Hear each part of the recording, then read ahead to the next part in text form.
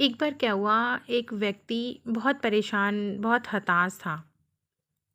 किसी चीज़ को लेकर उसका दिल टूट गया था, बहुत ही दुखी था वो। तो वो अपने घर से निकल पड़ा भगवान को खोजने कि आज तो मैं भगवान को ढूँढ कर रहूँगा, भगवान को पाकर रहूँगा, भगवान है कहाँ? अब वो निकल पड़ा घर से जंगलों में, इधर-उधर बहुत बहुत ढूँढा। ढूँढते-ढूँढते उस व्यक्ति को एक संत बाबा मिले।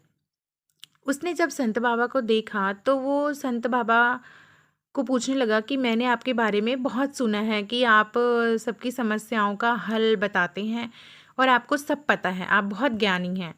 तो आप मुझे बताइए कि भगवान कहाँ मिलेंगे?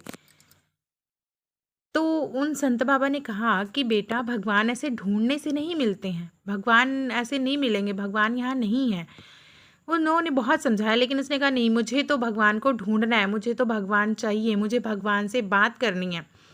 अब जब वो संत बाबा परेशान हो गए, उनको समझ नहीं आया कि इसको कैसे समझाया जाए, क्या किया जाए, तो उन्होंने कहा, चलो ठीक है, तुमको भगवान से मिलना है, तुमको भगवान से बात करनी है, तो तुम बाज़ार में जाओ और तुम्हें कोई ऐसा व्यक्ति दिखे कि जिसका सिर ना हो, सिर्फ शरीर हो।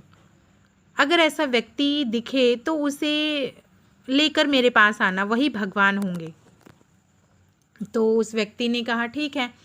अब वो संत बाबा की बात मानकर बाजार की ओर चल दिया। बाजार में वो भूखा प्यासा ढूंढता रहा, सुबह से शाम हो गई, शाम से रात हो गई, पूरा दिन, पूरी रात, पूरी लगन और मेहनत से ढूंढता रहा, सबको देखे, सबको ऑब्जर्व करे कि लेकिन उसको कहीं कोई ऐसा व्यक्ति मिला ही नहीं कि जिसका सिर्फ शरीर हो और सर ना हो।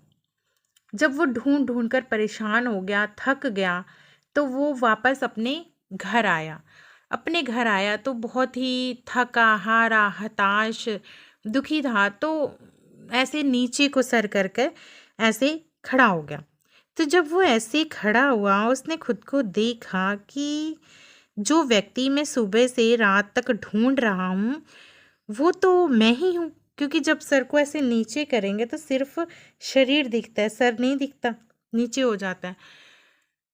तब उसको समझ में आया कि भगवान को मैं सुबह से शाम तक बाहर ढूंढ रहा हूँ, लेकिन भगवान तो मेरे अंदर ही है। भगवान तो हर व्यक्ति के अंदर ही होते हैं।